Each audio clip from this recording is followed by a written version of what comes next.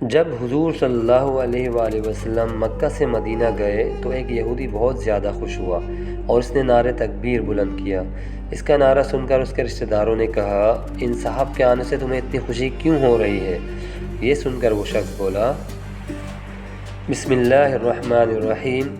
مدینہ منورہ میں یہود کے کئی علماء تھے۔ یہود کے پاس حضرت موسیٰ علیہ السلام پر نازل شدہ تورات اصل حالت میں تو باقی نہیں رہی تھی۔ جو کچھ بچا کچا حصہ تھا اس میں انہوں نے خاص تبدیلی کر دی تھی۔ پھر بھی آخری نبی صلی اللہ علیہ وآلہ وسلم کی بعض نشانیاں اس میں لکھی باقی رہ گئی تھیں۔ یہود کے عالموں میں سے ایک عالم سب سے بڑے سمجھے جاتے تھے۔ انہوں نے تورات میں نبی آخر الزماں صلی اللہ علیہ وآلہ وسلم کی نشانیاں پڑھ رکھی تھیں۔ چنانچہ وہ مدینے کے لوگوں سے کہتے رہتے تھے، لوگوں آخری نبی کا ظہور ہونے والا ہے۔ نبوت کے 11ویں سال حج کے موقع پر بنو خزرج کے کچھ نیک انسان اللہ کے رسول پر ایمان لے آئے۔ جب یہ لوگ مکہ سے مدینہ آئے تو انہوں نے انہیں بتایا کہ جس نبی کی تم باتیں کرتے رہے ہو ان کا ظہور ہو چکا ہے۔ وہ مکہ مکرمہ میں مبعوث ہوئے ہیں اور ہم لوگ ان پر اپنی خوشی سے ایمان لے آئے ہیں۔ انہوں نے تورات میں نبی آخر الزماں صلی اللہ علیہ وآلہ وسلم کی جو علامات پڑھی تھیں ان کے مطابق سوالات کیے اور انہیں فوراً یقین آ گیا کہ یہ وہی نبی ہیں جن کا ذکر تورات میں ہے۔ اب تو وہ دن رات بے چین رہنے لگے۔ آخر نبوت کے 13ویں سال میں نبی کریم صلی اللہ علیہ وآلہ وسلم مکہ مکرمہ سے ہجرت کر کے مدینہ منورہ تشریف لے آئے۔ انہوں نے کسی نے خبر کر دی کہ اللہ کے رسول تشریف لے آئے ہیں۔ یہ سنتے ہی انہوں نے نعرہ تکبیر بلند کیا۔ ان کا نعرہ سن کر ان کی پھپھی نے کہا، ان صاحب کے آنے سے تمہیں اتنی خوشی ہوئی ہے کہ شاید موسیٰ علیہ السلام بھی تشریف لے آتے تو تم اتنے خوش نہ ہوتے۔ یہ سن کر وہ بولے، پھپھی جان، اللہ کی قسم یہ بھی موسیٰ علیہ السلام کے بھائی ہیں اور اسی مقصد کے لیے دنیا میں تشریف لائے ہیں جس مقصد کے لیے موسیٰ علیہ السلام آئے تھے۔ پھپھی نے کہا کہ بھتیجے، کیا یہ واقعی وہ نبی ہیں جن کی تورات اور دوسری آسمانی کتابوں میں خبر دی گئی ہے؟ انہوں نے فوراً کہا، بے شک یہ وہی ہیں۔ اس پر پھپھی نے کہا، تب تو یہ ہماری بہت خوش قسمتی ہے کہ اللہ کے آخری نبی صلی اللہ علیہ وآلہ وسلم خود ہمارے شہر میں تشریف لے آئے ہیں۔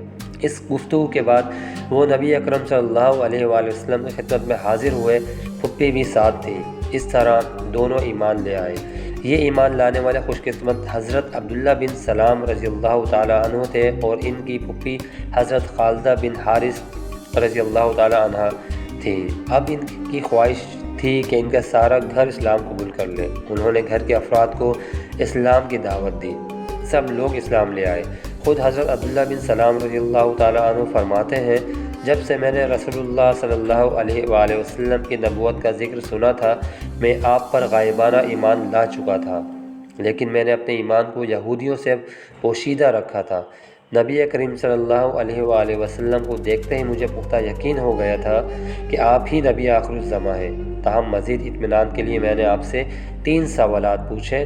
علامات قیامت میں سے پہلی علامت کون سی ہے؟ اہل جنت کو پہلی چیز کھانے کی کیا ملے گی؟ وہ کون سا سبب ہے جس کی وجہ سے بچہ کبھی ماں کی شکل پر ہوتا ہے اور کبھی اپنے باپ کی شکل پر؟ رسول اللہ صلی اللہ علیہ وسلم نے بتایا، پہلے سوال کا جواب یہ فرمایا، وہ ایک آگ ہوگی جو لوگوں کو مشرق سے مغرب کی طرف ہکا لے جائے گی۔ دوسرے سوال کے جواب میں آپ صلی اللہ علیہ وآلہ وسلم نے فرمایا، مچھلی کا جگر کھلایا جائے گا۔ تیسرے سوال کا بھی نبی کریم صلی اللہ علیہ وآلہ وسلم نے کافی شافی جواب دیا۔ تینوں سوالات کے جوابات سنتے ہی حضرت عبداللہ بن سلام رضی اللہ تعالیٰ عنہ ایمان لے آئے۔ پھر انہوں نے کہا، یا رسول اللہ، میں اپنی قوم یہود کا سردار ہوں، ان کے سردار کا بیٹا ہوں۔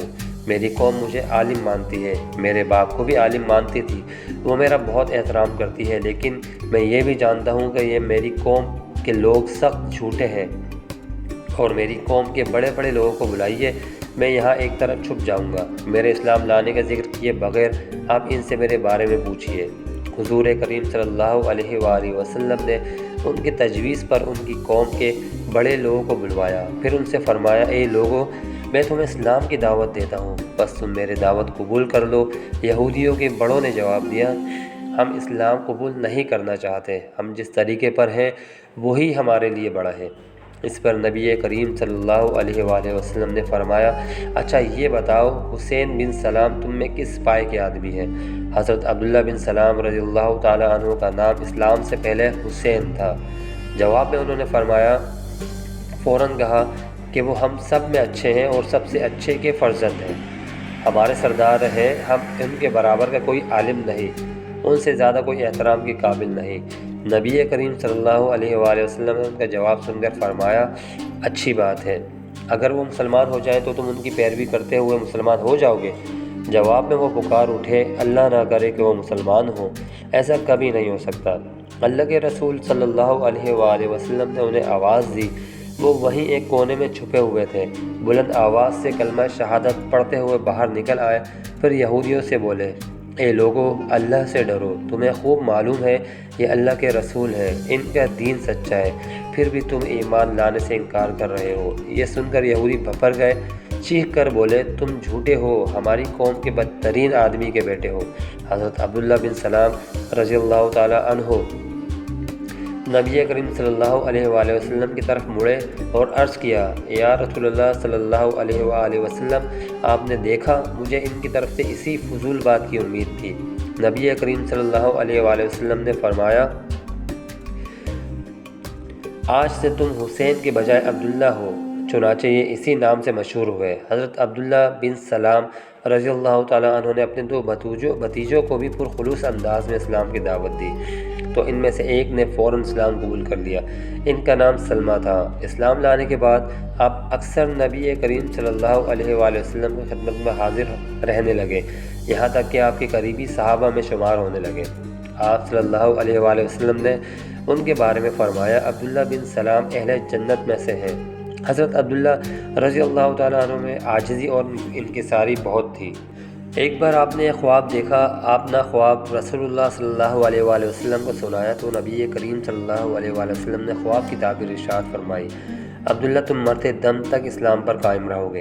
ایک بار آپ لکڑیوں کا گٹھا کمر پر لادے بازار میں جا رہے تھے، چونکہ اپنا قبیلے کے رئیس تھے اور اللہ نے دولت سے بھی نوازا تھا، اس لیے لوگ انہیں اس حالت میں دیکھ کر حیران ہوئے۔ کسی نے کہا، عبداللہ، اللہ نے آپ کو اتنا کچھ دے رکھا ہے، پھر یہ لکڑیاں آپ نے کسی مزدور سے کیوں نہ اٹھوائیں؟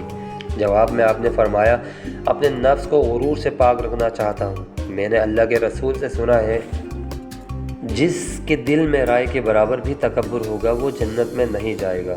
آپ نے غزوہ خندق میں اور اس کے بعد باقی غزوات میں شرکت کی۔ مورخوں نے لکھا ہے کہ آپ غزوہ بدر اور احد میں شرکت نہ کر سکے۔ حضرت عثمان غنی رضی اللہ تعالیٰ عنہ کے خلاف جب فساد برپا کرنے والوں نے بغاوت کی اور آپ کے گھر کو گھیر لیا تو عبداللہ بن سلام رضی اللہ تعالیٰ عنہ حضرت عثمان غنی رضی اللہ تعالیٰ عنہ کے گھر تشریف لائے۔ ان سے کہا کہ لوگ آپ کو قتل کرنے پر تلے ہوئے ہیں، آپ مجھے حکم فرمائے، میں آپ کے لیے کیا کر سکتا ہوں؟ جواب میں حضرت عثمان غنی رضی اللہ تعالیٰ عنہ نے فرمایا، جا کر ان لوگوں کو سمجھاؤ۔ انہوں نے باہر آ کر ان فسادیوں کے سامنے پر اثر انداز میں تقریر کی، لیکن ان پر کوئی اثر نہ ہوا، ان کے دل پتھر ہو چکے تھے، اور آخرکار ان لوگوں نے حضرت عثمان غنی رضی اللہ تعالیٰ عنہ کو شہید کر کے چھوڑا۔ اس پر حضرت عبداللہ بن سلام رضی اللہ تعالیٰ عنہ نے فرمایا، آج عرب کی فوج کا خاتمہ ہو گیا۔ اس کے بعد وہ گوشہ نشین ہو گئے۔ آپ نے حضرت امیر معاویہ رضی اللہ تعالیٰ عنہ کے دور میں 45 ہجری میں مدینہ منورہ میں وفات پائی۔ علامہ زیبی رحمۃ اللہ علیہ نے لکھا ہے کہ حسن عبداللہ بن سلام رضی اللہ تعالیٰ عنہ مدینہ منورہ میں اہل کتاب کے سب سے بڑے عالم تھے۔ شب کا پچھلا حصہ گزر چکا ہے، رات بھر فضا میں چاندنی بکھیرتا چاند بھی ستاروں کے جھرمٹ میں واپسی کے سفر پر گامزن ہے۔ یثرب کے ایک سرسبز کھجور کے باغ کے درمیان واقع خوبصورت حویلی کے اسٹڈی روم میں یہودیوں کے سب سے بڑے عالم، امام اور سردار حسین بن سلام توریت کے مطالعے میں مصروف ہیں۔ آج پھر ان کی سوچ کا محور توریت کا وہی حصہ کہ جہاں مکے میں آخری نبی صلی اللہ علیہ وآلہ وسلم کے ظہور کی بشارت تحریر ہے۔ حسین کچھ عرصے سے محسوس کر رہے ہیں کہ جب بھی وہ توریت کی ان آیات کا مطالعہ کرتے ہیں تو انہیں ایک عجیب کیفیت سے گزرنا پڑتا ہے۔ انہیں توریت میں تحریر کردہ آخری نبی کی آمد کی تمام نشانیاں پوری ہوتی نظر آ رہی ہیں، اور پھر ایک جگہ یہ بھی تحریر ہے کہ ان کے لوگ انہیں مکے سے ہجرت پر مجبور کر دیں گے اور وہ یثرب میں مستقل قیام کریں گے۔ تو کیا میں اللہ تعالیٰ کے اس آخری رسول صلی اللہ علیہ وآلہ وسلم کا دیدار کرنے کا شرف حاصل کر سکتا ہوں؟ یہ سوال ایک شدید خواہش کے روپ میں ڈھل کر انہیں بے چین و بے قرار کر دیتا ہے۔ حضرت سعد رضی اللہ تعالیٰ عنہ کہتے ہیں کہ رسول اللہ صلی اللہ علیہ وآلہ وسلم نے ان کی زندگی ہی میں ان کے لیے جنت کی بشارت دے دی تھی۔ حضرت عبداللہ بن سلام کے چہرے سے خشوع ظاہر ہوتا تھا۔ ایک دن ان سے کہا گیا، لوگ کہتے ہیں کہ آپ جنتی ہیں۔ کہنے لگے، اللہ کی قسم، کسی کو یہ سزاوار نہیں کہ وہ ایسی بات کہے جس کا اسے علم نہ ہو۔ میں تمہیں بتاتا ہوں کہ اس کی وجہ کیا ہے۔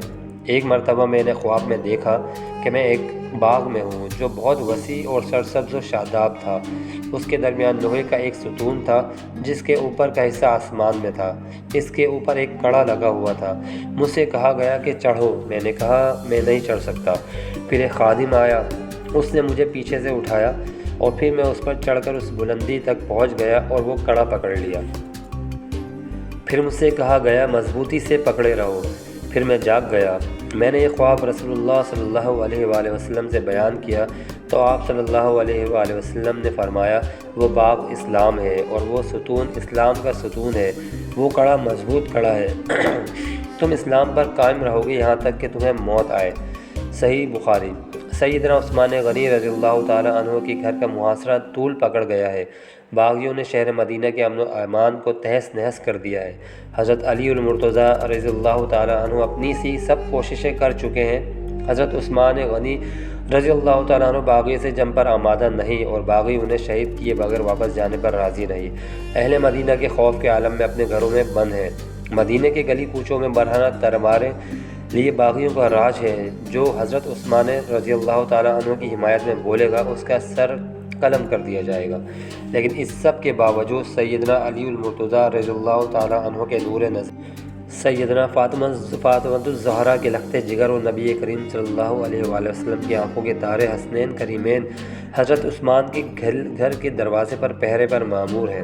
حضرت طلحہ اور حضرت زبیر کے فرزند ارجمند بھی پہرے داروں میں شامل ہیں۔ حضرت ابو ہریرہ رضی اللہ تعالیٰ عنہ بھی باغیوں کے سر کچلنے کو تیار ہے، لیکن سیدنا عثمان غنی کا سختی سے حکم ہے کہ ان کی خاطر نبی کے شہر میں خون نہ بہایا جائے گا۔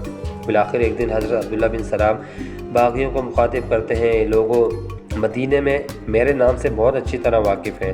بے شک خدا کے غضب کی تلوار میان میں ہے اور فرشتے اس شہر کی مجاورت کرتے ہیں، پس تم اس شخص کے قتل میں اللہ سے ڈرو۔ اللہ کی قسم اگر تم ان کو قتل کرو گے تو فرشتے تمہاری ہمسائیگی سے چلے جائیں گے اور اللہ کی بند تلوار تم لوگوں پر کھنچ جائے گی، پھر قیامت تک میان میں نہ ہوگی۔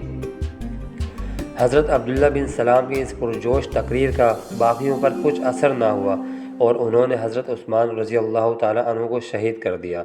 انہیں حضرت عثمان کی شہادت کا بے حد دکھ ہوا اور فرمایا، آج عرب کی قوت کا خاتمہ ہو گیا۔ اللہ ہم سب کا حامی و ناصر ہو، آمین۔ ناظرین، کمنٹ باکس میں اللہ تعالیٰ کے 99 ناموں میں سے ایک نام ضرور ٹائپ کریں اور چینل کو سبسکرائب کر دیجیے۔